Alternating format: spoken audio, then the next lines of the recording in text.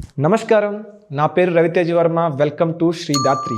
ఈ వీడియోలో మనం ఆది కైలాష్ యాత్ర గురించి చాలా తక్కువ మందికే తెలిసిన కొన్ని ముఖ్యమైన విషయాలు తెలుసుకుందాం. ఆది అంటే మొదటిది అని అర్థం.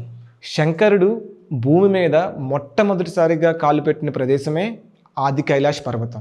ఇది దేవభూమి అని పిలువబడే ఉత్తరాఖండ్ రాష్ట్రంలో పితోడాగఢ్ డిస్ట్రిక్ట్లో ఇండో టిబెట్ చైనా బార్డర్ సమీపంలో ఉంది.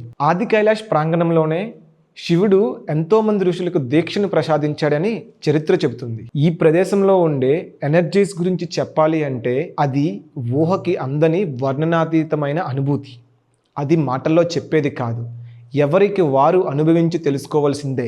ఈ పర్వతానికి సమీపంలో ఓం పర్వత్, పార్వతీ సరోవర్ లాంటి కొన్ని ప్రాముఖ్యమైన ప్రదేశాలు కూడా ఉన్నాయి. ఇందులో ఓం పర్వత్ గురించి చెప్పాలి అంటే అది సహజంగానే ఓం అనే ఆకారం మంచుతో రూపొందించబడి ఉంటుంది. అది ఏ సమయంలోనైనా సరే ఒకేలా ఉండడం దాని ప్రత్యేకత.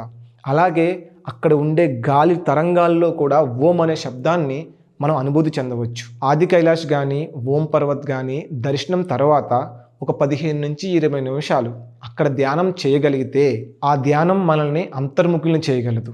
అందరికీ కూడా మౌంట్ కైలాష్ గురించి తెలుసు, కానీ మన దేశంలోనే ఉన్న ఆది కైలాష్ గురించి చాలా తక్కువ మందికి మాత్రమే తెలుసు. ఈ ఆది కైలాష్ యాత్రని మనలో ప్రతి ఒక్కరూ కూడా దర్శించుకునే అవకాశం ఉంది.